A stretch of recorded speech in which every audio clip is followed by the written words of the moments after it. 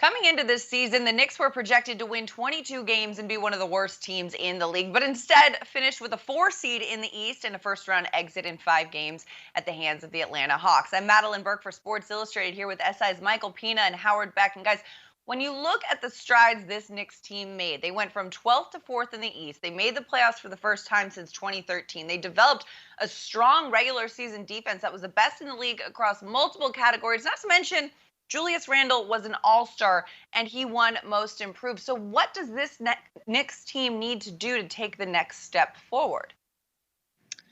The Knicks, to me, are just in desperate need of more offensive weapons, even if it comes at the cost of their top 4 defense. They have a bunch of cap space this summer, and there are some interesting players for them to target. Duncan Robinson is a restricted free agent, but a monstrous offer sheet could lure him away from Miami, where their payroll is potentially about to skyrocket. Someone like Robinson would just make life so much easier for Julius Randle, RJ Barrett, Derrick Rose, assuming Derrick Rose comes back. And he would just add another dimension to an offense that had no real spacers that Atlanta needed to worry about in the first round. If they can't get someone like Robinson, what about DeMar DeRozan, a bucket getter and low-key one of the league's best pick-and-roll playmakers? I don't think that the fit there is as seamless as it would be with Robinson, but DeRozan would improve New York's offense and create matchup advantages for Randle and Barrett. If not those two, maybe they go after Kyle Lowry, Spencer Dinwiddie, Norman Powell.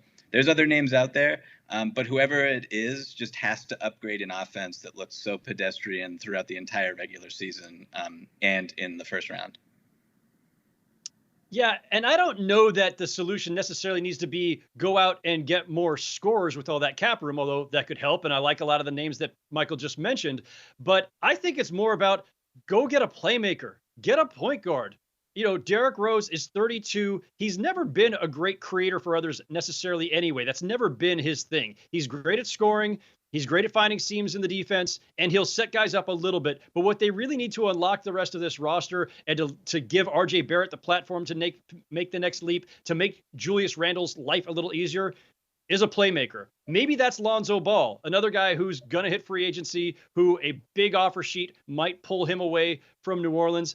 I don't know that necessarily you want to go the Chris Paul route, another free agent, but obviously up there in years. I don't know that you could get him out of Phoenix. But an upgrade at the point guard position specifically, I think, can solve a lot of the issues that Michael was just outlining.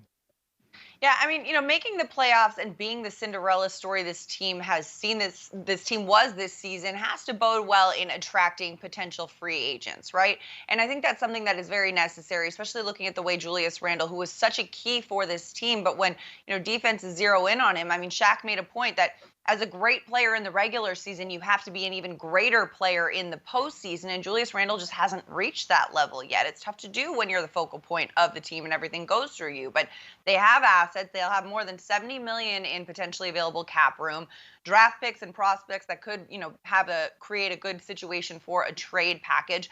And they have a good core group to build around as well. But, when you go from, an 8-year playoff drought to being this exciting story, there's a lot of, urgency and all that. And Howard, when you look at the way this team is building, is there any kind of caution that they need to keep in mind?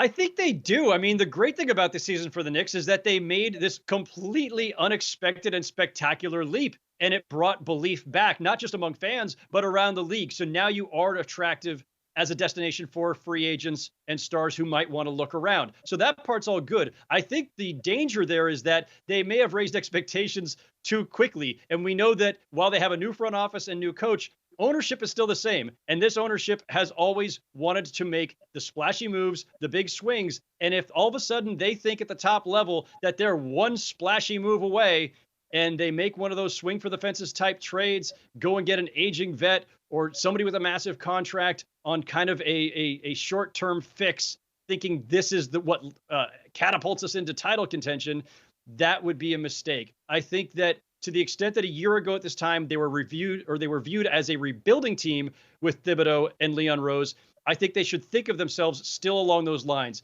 Make the methodical moves, the patient moves that give you sustainable success for 3 to 5 years, and not the old swing for the fences as we've seen the Knicks do so many times over the last couple of decades. They are just so close. Got to keep it though. Brick by brick, layer by layer. Build it up slowly, kids.